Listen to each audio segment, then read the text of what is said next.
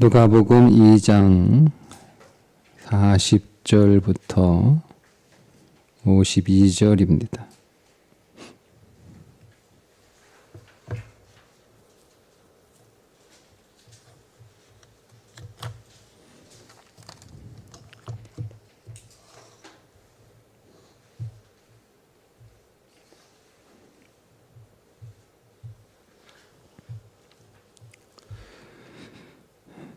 아기가 자라며 강하여지고 지혜가 충만하며 하나님의 은혜가 그의 위에 있더라.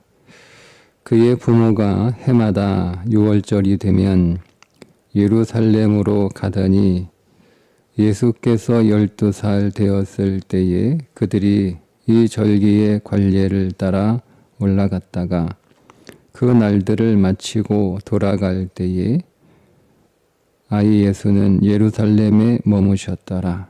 그 부모는 이를 알지 못하고 동행 중에 있는 줄로 생각하고 하룻길을 간 후 친족과 아는 자 중에서 찾되 만나지 못하며 찾으면서 예루살렘에 돌아갔더니 사흘 후에 성전에서 만난즉 그가 선생들 중에 앉으사 그들에게 듣기도 하시며 묻기도 하시니 듣는 자가 다 그 지혜와 대답을 놀랍게 여기더라.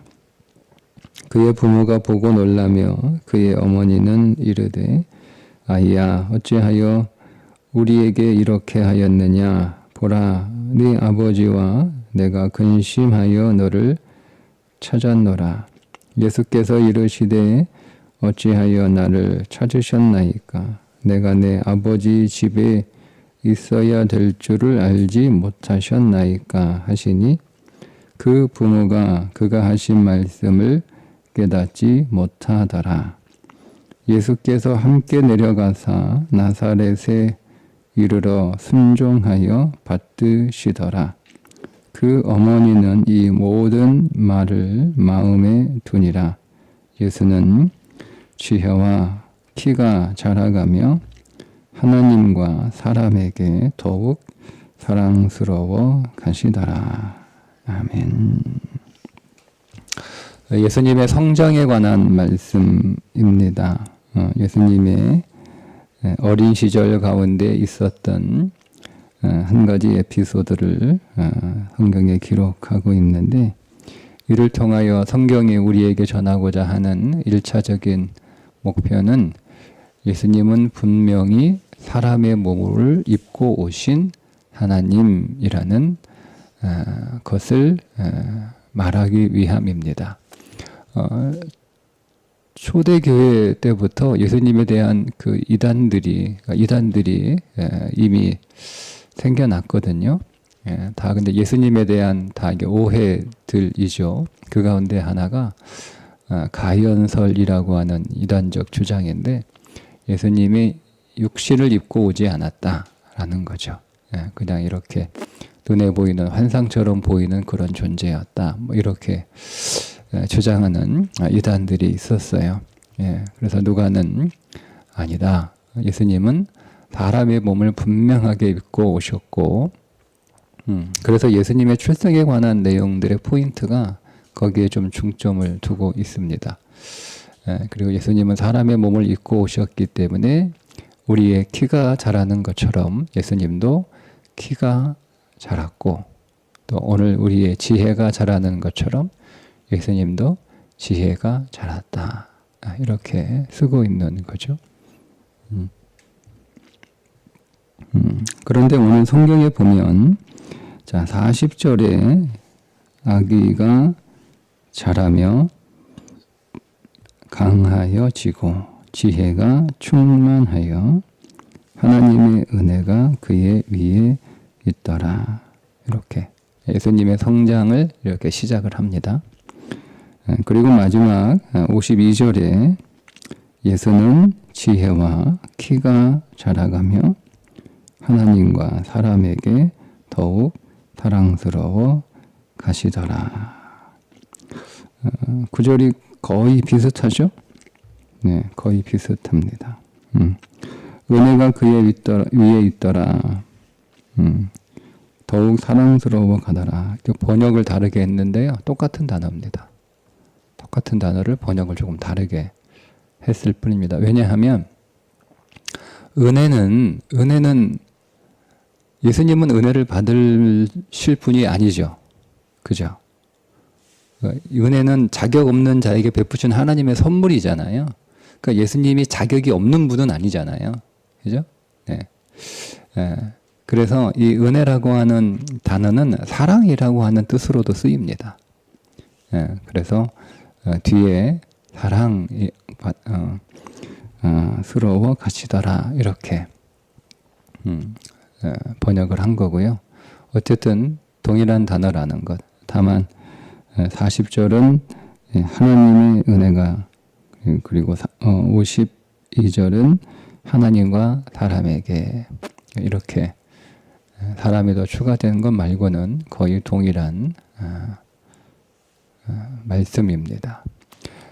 그런데 중간에 하나 지혜라고 하는 단어가 들어있는 구절이 있습니다. 47절입니다. 듣는 자가 다 그 지혜와 대답을 놀랍게 여기더라. 자, 40절에도 지혜가 충만하며 52절에도 지혜와 키가 자라며. 근데 40절과 52절의 지혜라는 단어가는 똑같은 소피아라고 하는 단어입니다. 같은 단어예요.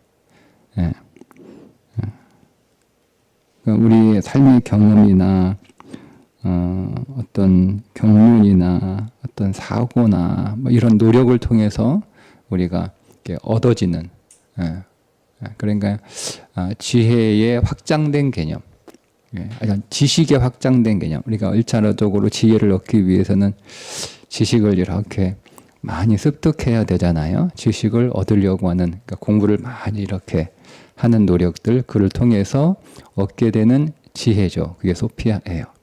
그런데 47절에 듣는 자가 다 그 지혜와 대답을 놀랍게 여기더라에서 지혜는 다른 단어를 쓰고 있습니다.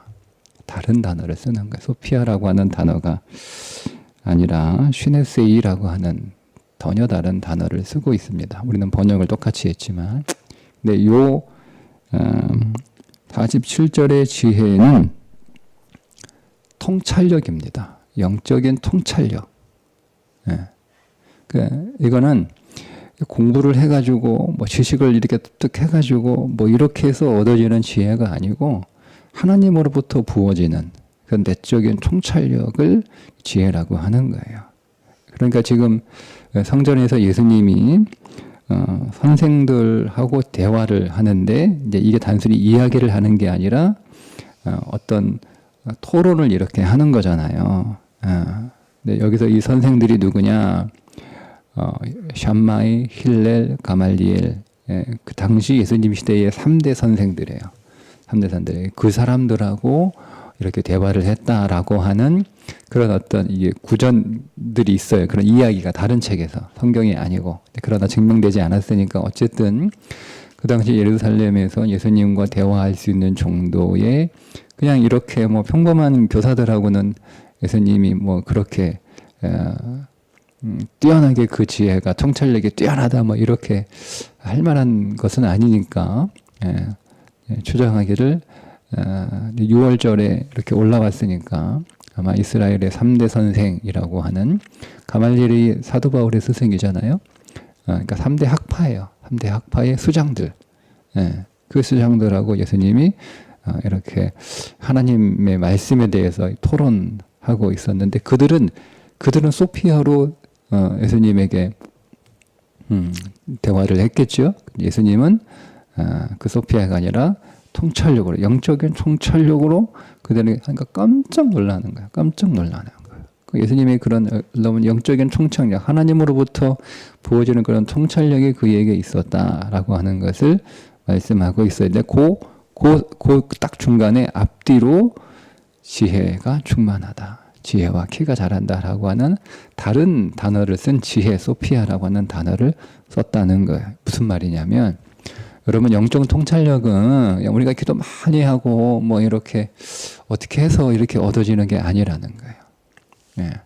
일단 우리가 하나님의 말씀을 지식으로 열심히 배우고 읽고 공부하고 묵상하고 그것을 곰곰이 계속 이렇게 생각하고 그를 통하여 그것을 내 삶 속에 적용하고 경험하고 책상에서만 그 말씀을 가지고 공부하는 게 아니고 그 말씀을 내 삶 속에 적용하고 한번 실천해보고 순종해보고 그러면서 그 말씀의 삶을 계속 살아가는 그 소피아의 과정을 거치고 나야 그때 영적인 통찰력이 생긴다는 거예요. 무슨 말이냐면 신앙은 제가 늘 말씀드리는 게 신앙은 벼락치기로 되는 게 아니고 어느 날 갑자기 뭐 은혜 받아가지고 신앙이 그렇게 되는 게 아니에요. 되게 한국교회의 취약점 가운데 하나가 신앙은 그냥 어느 날 막 갑자기 큰 은혜를 받아가지고 뭐 부흥회 때 큰 은혜를 받아가지고 어떤 특별한 어떤 영적인 사건을 통해서 한번 은혜를 크게 이렇게 받아가지고 막 믿음이 갑자기 확 깊어지고 성장하는 그런 식의 믿음을 되게 많이 생각합니다. 이 한국교회 취약점이에요. 그러니까 믿음의 기본기가 없는 거예요.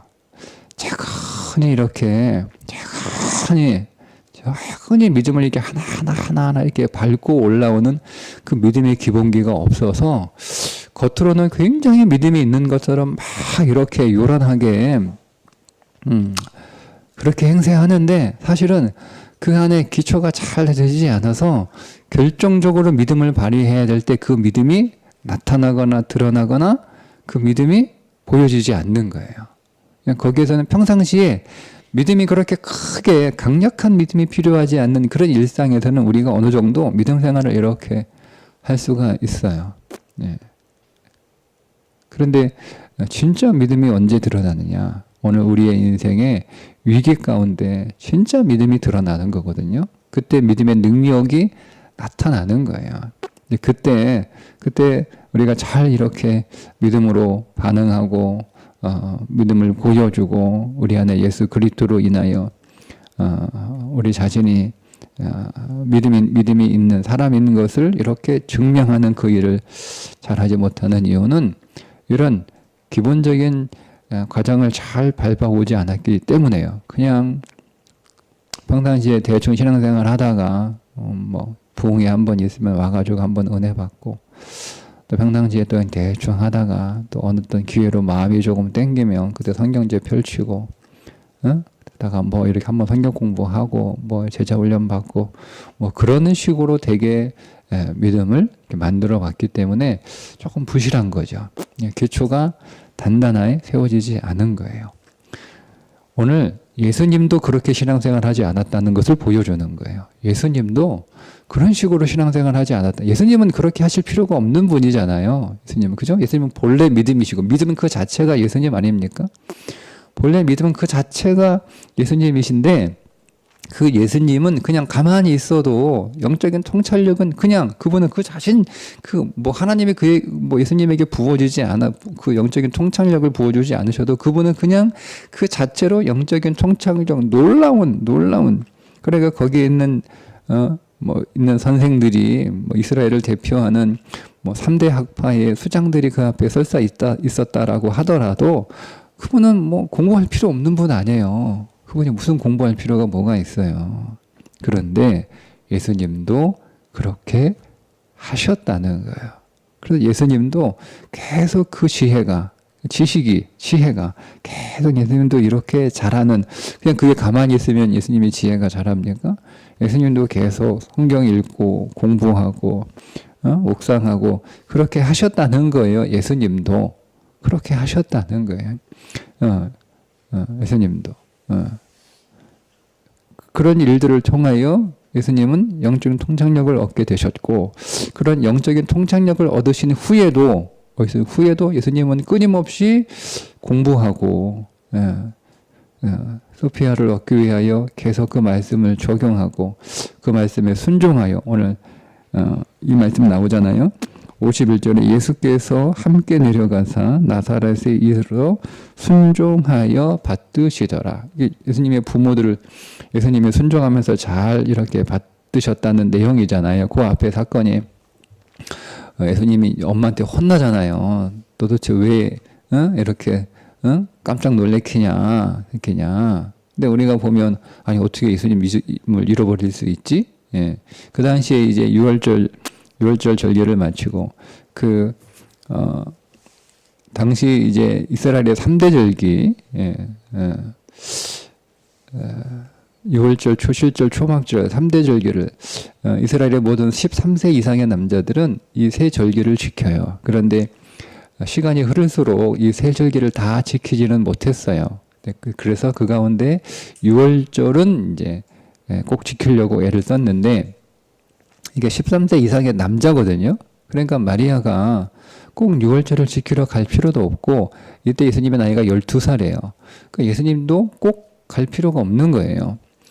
근데 마리아가 여러분 그 6월절 절기를 지키기 위하여 여자임에도 불구하고 올라갔던 만큼 늘 그렇게 올라갔다는 얘기잖아요. 그럼 굉장히 신앙심이 굉장히 뜨겁고 열심이었던 여인이에요. 예수님이 13살 다음에 가면 되는데 왜 12살 때 왜 굳이 갔느냐? 미리 준비를 하는 거예요. 연습을 하는 거예요. 6월절에 가서 뭐 하는지 미리 보고 그 연습 삼아 예행연습 삼아서 그렇게 미리 올라가셨던 거예요. 예수님도 그렇게 철저히 하셨다니까요. 예수님도 철저히 그렇게 올라가셔서 6절 절기를 마치고 이제 6월절과 무교절 7일간의 절기를 마치고 이렇게 내려오는데 내려갈 때 보통 무리를 지어서 이렇게 내려가는데 보통 가족끼리 올라갔지만 남자, 여자 이렇게 서로 이렇게 떨어져서 분리해서 이렇게 내려간단 말이에요. 근데 아이들은 엄마하고 가거나 아빠하고 가거나 선택해요. 그러니까 엄마 마리아는 예수님이 누구하고 있는 줄 알아요? 아빠하고 있는 줄 알았던 거예요. 그리고 아빠 요셉은 예수님이 누구하고 엄마하고 있는 줄 알았던 거예요. 그렇게 내려갔다가 숙소에서 같이 만나거든요. 만났는데 없는 거예요. 그러니까 깜짝 놀란 거잖아. 난리 난 거잖아요. 아니 나는 당신이 데리고 있는 무슨 소리야? 난 당신이 데리고 있는 줄 알았지. 막 이렇게 하다가 서로 싸울 시간이 어딨어요. 그리고 급하게 다시 이렇게 올라오는 거예요. 그러니까 얼마나 여러분 엄마가 속상합니까? 그래서 화가 나잖아요. 반갑게도 하고 다니기도 하지만 버럭 이제 아야 하면서 이제 우리가 우리는 번역을 좀 잘했지만 하여튼 되게 혼내킨 거예요. 혼났어요. 예수님도 혼났어요. 엄마한테. 그러니까 예수님이 이상한 소리 하는 거잖아요. 뭐라고 얘기해요? 예수께서 이르시되 어찌하여 나를 찾으셨나이까? 내가 내 아버지 집에 있어야 될 줄을 알지 못하셨나이까? 약간 좀 이제 말대꾸 하는 거잖아요. 그것도 몰라요? 뭐 이런 식으로. 근데 그렇게 분위기는 그런 거예요. 그래 보세요. 예. 부모가 그가 하신 말씀을 깨닫지 못하더라. 부모가 예수님보다 어쨌든 좀 떨어지는 거죠. 여러 면에서. 그럼에도 불구하고 예수님은 어떻게 해요? 52절에 순종하여 받드시더라. 부모가 당연히 자기보다 못하죠. 예수님보다. 모든 면에서 인격이든 성품이든 실력이든 능력이든 다 떨어져요. 그죠? 예. 믿음도 떨어지는 거예요. 다 떨어져요. 그런데 예수님은 그 어머니, 아버지 순종하며 받드시더라. 공생의 사역 하시기 전까지 그 부모 밑에서 부족한 부모 밑에서 예수님은 성실하게 효도하고 순종하는 사람으로 성장을 하신 거예요. 예. 그런 통찰력을 가지고 있는 그 예수님도 그런 통찰력을 발휘하고 이스라엘의 3대 스승이었던 사람들이 꼼짝도 못할 만큼 그렇게 뛰어난 지혜를 가지고 계신 예수님도 뒤에 뭐라고 나와요? 계속 지혜와 키가 자랐다는 거예요. 계속 공부했다는 거예요. 계속 연구했다는 거예요. 예수님도 그렇게 하셨다는 거예요. 그럼 여러분 우리는 두말할 것 없는 거 아니에요? 우리도? 그러니까 여러분 신앙이 어느 날 갑자기 내게 은혜로 강력하게 신앙이 오늘 우리 안에 어떤 그 하나님의 은혜가 임하는 사건들이 우리 인생 안에 분명히 있습니다. 저는 그것이 잘못됐다, 문제다 그걸 말하는 게 아니에요. 그런 은혜가 우리 인생 안에 있어요. 오늘 갑자기 내게 말할 수 없는 하나님의 은혜가 강력하게 임해서 그 은혜가 나를 사로잡는 일들을 우리가 경험하게 돼요. 그런 우리 인생의 어떤 이벤트 같은 믿음의 사건이 일어났다고 해서 그것으로 만족해서는 안 돼요. 그것으로 내 신앙을 거기에서 야 내가 이렇게 믿음이 있구나. 여러분 그렇게 생각하시면 안 돼요. 그런 일이 우리 가운데 일어나도 우리는 성실하게 믿음의 수련을 하는 신앙생활을 계속 해 나가야 되는 거예요. 내가 믿음을 크게 발휘하는 어떤 믿음의 큰 사건이 오늘 우리 가운데 있어서 내 믿음이 정말 강하고 내 믿음이 정말 크다는 것이 내 인생에 드러나도 그것으로 만족하지 말고 우리는 계속 우리의 지혜와 우리의 키는 믿음의 키거든요. 그리스도의 장성한 분량에 이르도록 우리는 계속 성장해야 되는데 그것은 어떤 특별한 어떤 이벤트에 내가 참가해서 그때마다 이렇게 얻어지는 게 아니라 믿음은 계속 꾸준히 훈련하는 거예요. 여러분 오늘 우리의 믿음 생활은요.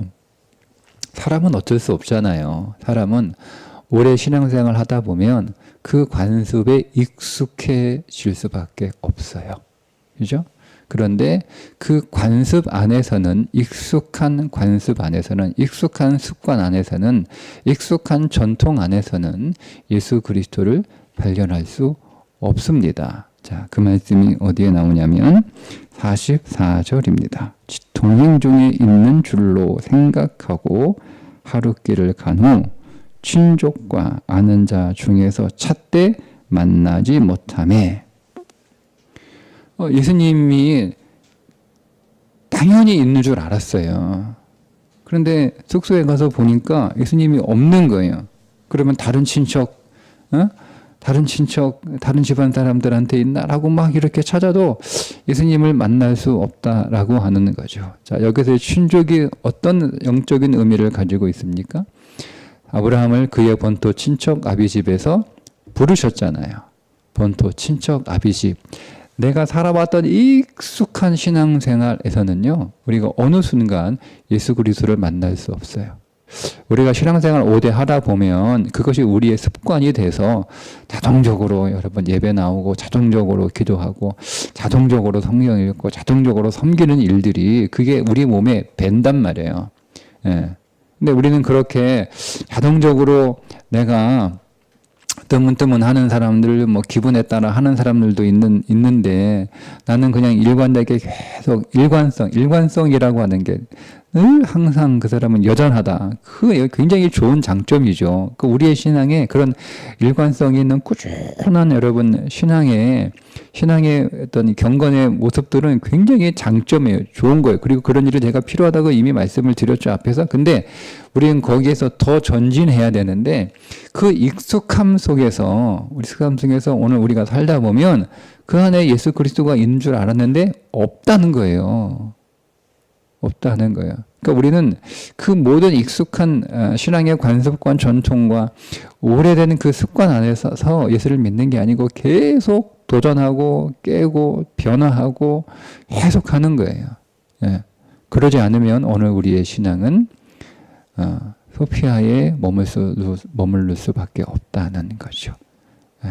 오늘 우리의 신앙의 영적인 총장력으로 더 나아가려면 익숙함에서 오늘 우리의 신앙을 안주하는 것이 아니라 거기에 없대요.